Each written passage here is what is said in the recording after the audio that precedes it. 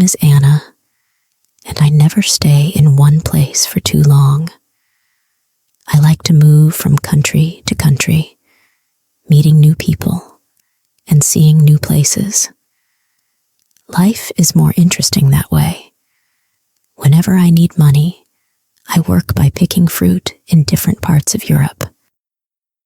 You can find work like this almost all year round if you are in the right country at the right time.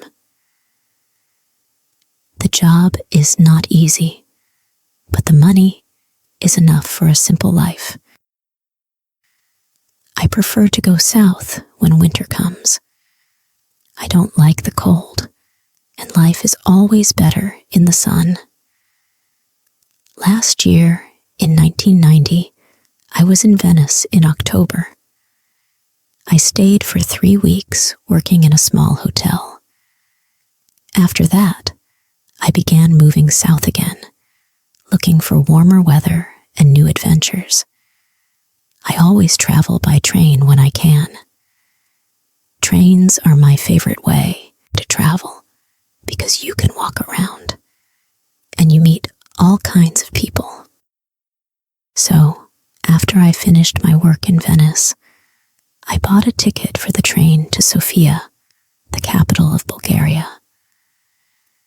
The train goes through Yugoslavia, and the whole trip takes about a day and a half. It's a long ride, but I didn't mind. I had time. The train left Venice early in the morning, and there were not many people on it at first. It stopped in Trieste, and a few more people got on. The train was quiet, and I enjoyed looking out of the window, watching the Italian countryside roll by. Later, we reached Zagreb, and a lot more people came on board. 2 girls walked down the corridor past my seat. They looked into my compartment, but didn't come in. After a while, an older woman entered and sat across from me. She didn't say a word.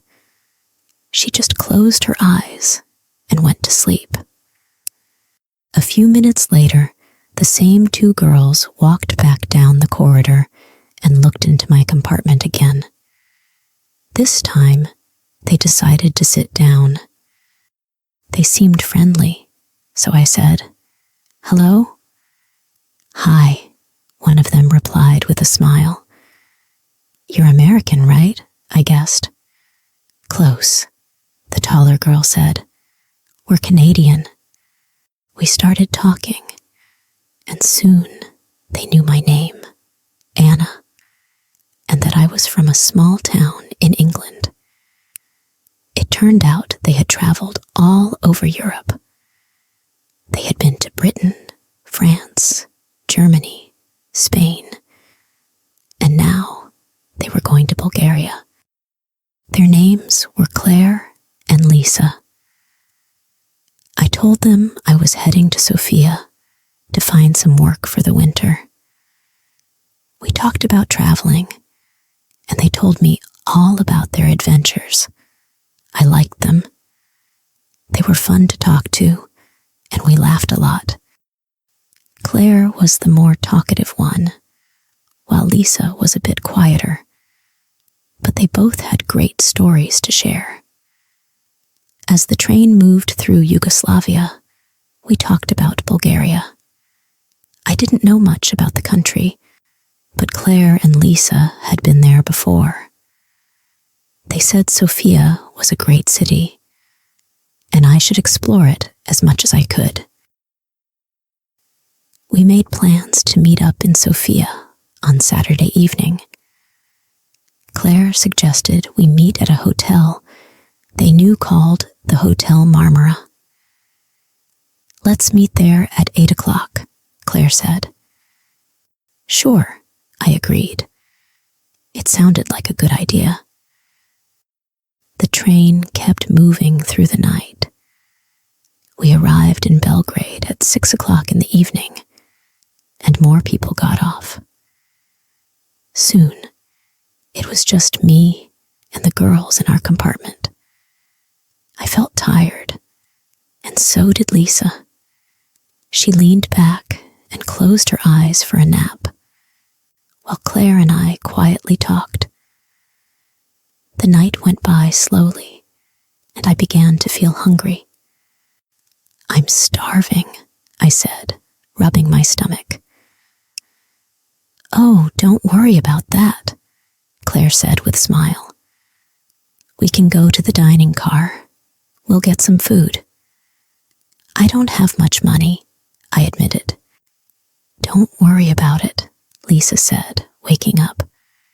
"We've got enough for a meal, our treat." I hesitated for a moment, but my hunger won out. We walked together to the dining car and ordered some food. It was simple, but delicious. After eating, we returned to our compartment, and I felt much better. I thanked the girls for their kindness. Soon after, we reached a small station in the middle of the night. Claire and Lisa were planning to get off at a town called Bella Palanca. I didn't know much about the place, but they seemed excited. "What are you going to do in Bella Palanca?" I asked them. "Oh, just explore the town for a couple of days," Lisa said. "We like finding small towns where we can relax," Claire added. "But don't forget, we'll meet you in Sofia at Hotel Marmura on Saturday." "I won't forget," I said. "See you there." The train stopped, and the girls waved goodbye as they got off. I watched them walk away from the station window, and soon the train started moving again. I leaned back in my seat and stared out at the dark landscape. The train was now heading into Bulgaria, and I was looking forward to reaching Sofia and starting the next part of my journey. But the night had other plans. I must have fallen asleep because the next thing I knew, I was suddenly woken up by the train slowing down. It was still dark outside, and I checked my watch. It was just after 4 a.m. We were in the middle of nowhere, with no station in sight. The train stopped completely, and I could hear people whispering in the hallway. Something felt off. I looked out the window, but could only see shadows moving in the distance. Suddenly, the compartment door slid open, and 2 men in uniforms entered. They were border guards, and their faces looked serious. One of them held up a flashlight and pointed it right at my face. "Passport, please," one of the guards said in a rough voice. I quickly pulled out my passport and handed it over. The guard examined it closely, while the other guard looked around the compartment, checking under the seats. After a long moment, the guard gave me back my passport, nodded, and left the compartment. I let out a sigh of relief, thinking that was the end of it. But then I heard more footsteps in the corridor, and a third man entered the compartment. He wasn't wearing a uniform. Instead, he wore a dark jacket and had a cold look in his eyes. "You," he said, pointing at me. "Come with me." I didn't understand what was going on, but I knew better than to argue. I stood up and followed him down the corridor and off the train. As soon as I stepped outside, the cold night air hit me, and I shivered. The man led me to a small building near the tracks. Inside, there was a dimly lit room with a wooden desk and a single chair. "Sit," the man ordered. I sat down, feeling nervous. What had I done? I hadn't broken any laws, as far as I knew. The man took a seat behind the desk and began questioning me. "Where are you going?" he asked. "To Sofia," I replied. "Why?" "I'm traveling, looking for work." He stared at me for a long moment, his eyes narrowing. "You know anyone in Sofia?" "Yes," I said, remembering Claire and Lisa. "I'm meeting some friends at a hotel on Saturday." "What hotel?" "The Hotel Marmura." He quickly wrote something in his notebook, then looked up at me. "What kind of job are you looking for?" "Anything," I answered truthfully. "I usually pick fruit or work in small hotels." He continued asking questions, and I answered as calmly as I could. After what felt like hours, he finally stood up and opened the door. "You can go," he said, his voice harsh. I didn't wait for him to change his mind. I hurried out of the building and back to the train, feeling relieved. The train was still waiting at the station, and I quickly climbed aboard, returning to my seat. As the train started moving again, I leaned back and closed my eyes, trying to calm my racing heart. I didn't know what that was all about, but I was glad it was over. I just wanted to get to Sofia and forget about this strange night. By the time the train reached Sofia, the sun was rising, casting a golden light over the city. I stepped off the train, feeling exhausted, but happy to have made it. The station was busy, with people rushing around, but I took my time, enjoying the fresh air and the warmth of the sun on my face.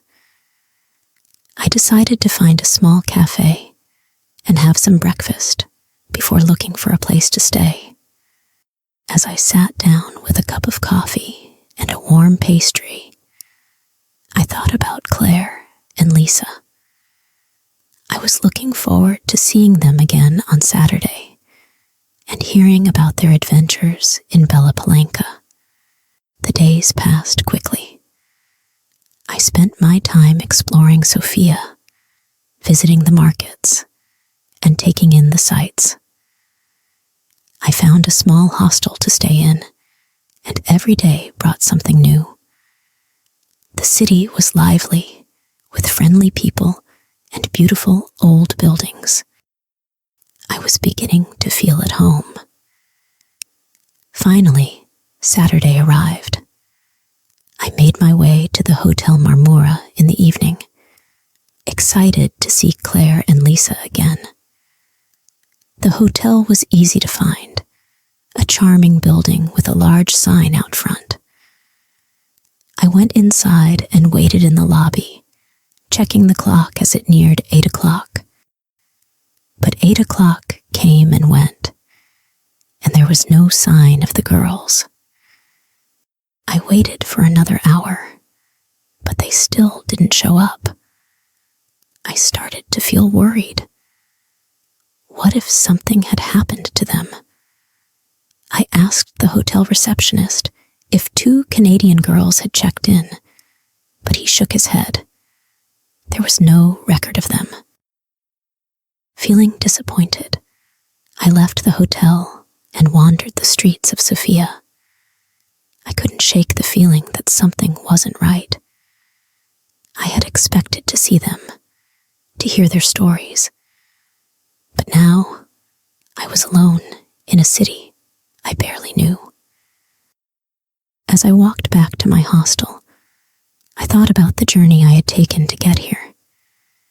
It had been full of surprises, some good, some strange. But I realized that this was the life I had chosen. Traveling meant not knowing what would happen next. It meant meeting people, making plans, and sometimes losing them just as quickly. The next morning, I decided to leave Sofia. I didn't know where I would go next, but that was part of the adventure. I packed my bag, checked out of the hostel, and headed to the train station once again. As the train pulled out of the station, I looked out of the window, watching Sofia fade into the distance. Maybe I would see Claire and Lisa again someday, or maybe not. But either way, I would keep moving forward, always looking for the next adventure. And with that thought, I smiled and leaned back in my seat, ready for whatever came next.